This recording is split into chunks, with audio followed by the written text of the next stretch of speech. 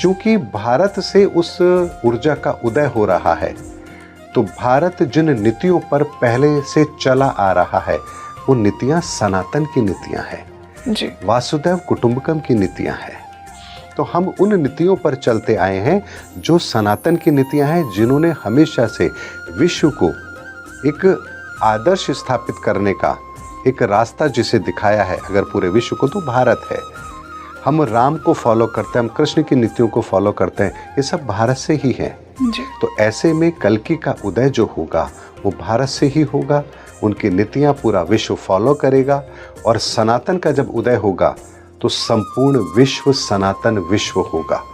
यानी ये वो चेंजेस हैं जिसके बारे में अगर मैं साधारण शब्दों में आपसे कहूँ, हमने एक पॉडकास्ट में जब डिस्कस किया तो हमने ऊर्जाओं के लेवल पर किया था। आज हम भौतिक लेवल पर उस चीज की बात कर रहे हैं कि अच्छा ठीक है ऐसा होगा तो धरती पर इसका क्या प्रभाव होगा। तो इस विश्व के अंदर एक नई व्यवस्था का जन्म होगा, एक ऐसी व्यवस्था का जन्म जो पूरे विश्व को एक सूत्र में बांधेगा। मानवता अपने उस स्थिति में होगी जिसे वहाँ होना चाहिए। धरती पर लोग मानवता के लिए कार्य करेंगे। राजनीतिक व्यवस्था के अंदर एक नई व्यवस्था का जन्म होगा जो व्यवस्था सनातन के आधार पर होगी।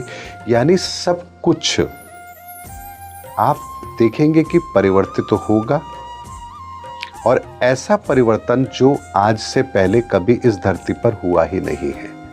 और इसीलिए मैं आपसे कह रहा हूं कि धर्म युग की स्थापना का कार्य है, और जब कोई चीज नई स्थापित होती है तो पुराने बहुत सारे पैरामीटर होते हैं जिन्हें डिमोलिश होना होता है।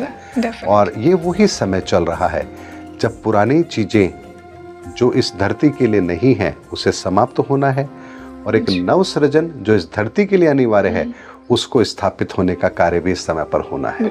बहुत तो आने वाला समय भारत का है, भारत के उस सिद्धांतों का है जिन सिद्धांतों को हमारे वेदों के अंदर, शास्त्रों के अंदर बहुत स्पष्ट शब्दों में कहा गया है।